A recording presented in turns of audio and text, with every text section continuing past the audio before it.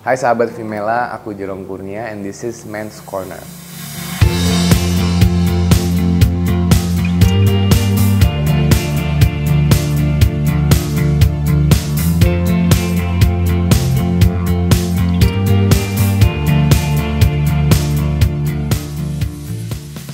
Perempuan hebat itu selayaknya manusia hebat. Jadi orang yang tangguh, orang yang penyayang, orang yang mau mendengarkan, dan orang yang mau didengar juga.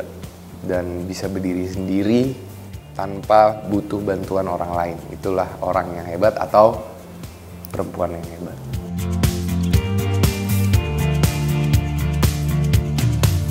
Celebrity crush gua Meryl Streep.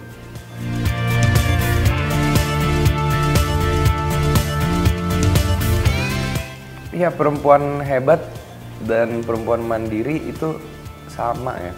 Yang mandiri pasti hebat, yang nggak mandiri juga bisa jadi hebat. Aku ngelihatnya nggak buat aku ya. Mungkin di society kita sedikit aneh, tapi buat aku perempuan mandiri itu memang udah seharusnya. Laki-laki mandiri juga udah seharusnya gitu. Jadi nggak harus laki-laki yang mandiri, perempuan itu enggak. Menurut aku manusia itu harus mandiri apapun gendernya.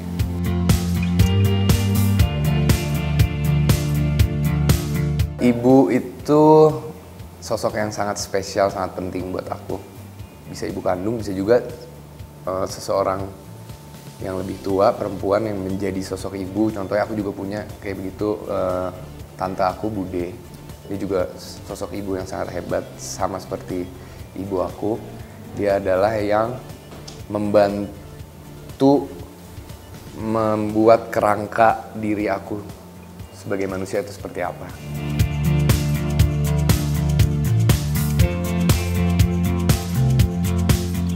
Ya, balik lagi, menurut aku semua manusia, mau itu perempuan, mau itu laki-laki, itu penting berpendidikan tinggi.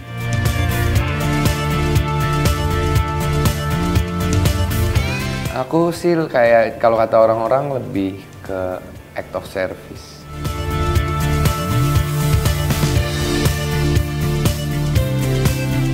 Memang seharusnya gender itu setara, mau itu perempuan, mau itu laki-laki. Tapi aku juga sangat percaya adanya gender roles, tapi itu boleh diambil siapapun. Kalau kita mau pakai gender roles yang tradisional di mana ibu yang menjaga rumah dan menjadi ibu rumah tangga dan ayah yang mencari nafkah, kalau cocok ya silahkan, boleh. Tapi menurut aku juga nggak ada salahnya dibalik, memang yang laki-laki yang lebih mahir menjaga rumah, yang lebih mahir mendidik anak, dan ibunya lebih mahir mencari nafkah juga nggak salah sih menurut aku. Jadi harus sangat setara, balik lagi ke pasangan masing-masing dan ke orang masing-masing, dia mau memegang role yang mana.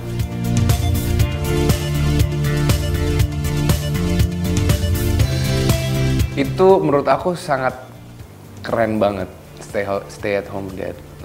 Dan aku nggak masalah menjadi stay at home dad ketika pasangan aku misalnya mau gitu ya, satu hari nanti. Karena aku selama hidup sering banget ketemu stay at home dad yang benar-benar keren dan benar-benar inspiratif gitu ya. Bukan cowok males di rumah. Stereotipnya kan gitu kan, stay at home dad tuh cowok malas di rumah yang nggak bisa cari uang. Ada juga orang kayak begitu, tapi kayaknya nggak fair kalau kita selalu stereotypical stay at home dad tuh seperti itu. Karena aku pernah ketemu benar-benar yang keren banget, dimana teman aku ibunya yang kerja, ayahnya tuh yang di rumah. Tapi aku pernah nginep di rumahnya, tiap pagi itu selalu udah disiapin sama ayahnya sarapan yang kayak benar-benar dari ujung ke ujung. Terus bapaknya juga kolektor wine, dia punya koleksi wine. Ibunya pulang kerja langsung kayak diurus, kamu mau apa, mau ini. Bahkan ranjang temen aku sendiri, ranjang tidur itu dibuat sama ayahnya sendiri. Benar-benar keren banget, dan itu menurut aku inspiratif dan ya keren.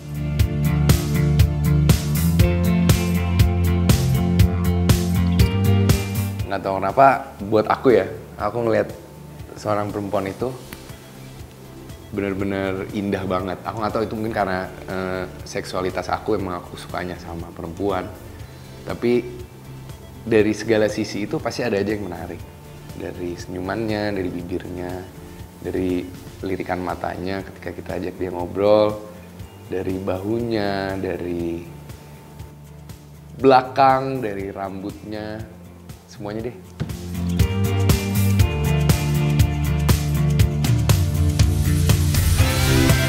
Kalau buat aku pribadi, red flag perempuan itu terlalu overprotective. Over ya, protective tuh fine, tapi terlalu overprotective. Red flag lagi buat aku ketika, ini buat aku red flag banget, ketika dia terlalu mau apapun tuh harus ketergantungan. Jadi alangkah baiknya buat aku kayak gue punya hidup sendiri, lu punya hidup sendiri, kita punya adventure masing-masing. Dan ketika kita bersama kita bisa saling bertukar adventure dan bisa adventure bareng di rumah, masak gitu kan.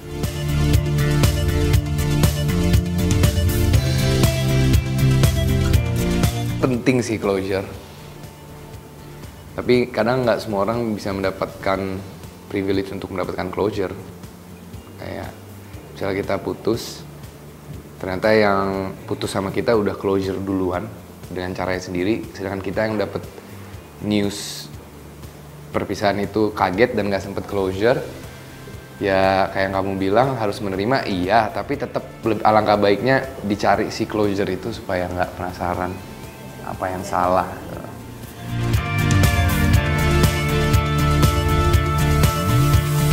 Sorry ya. Maaf nih. Sorry banget. Udah itu aja.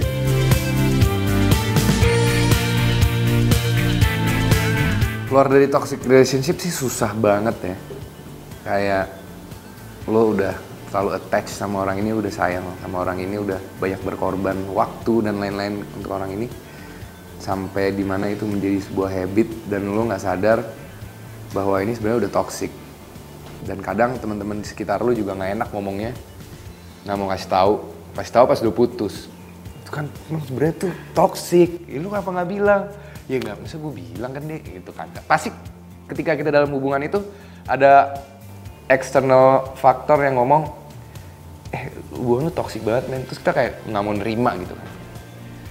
Dan itu susah banget dan kayaknya nggak tahu ya orang, tapi buat aku tuh sampai hari ini pun susah untuk memaster ini.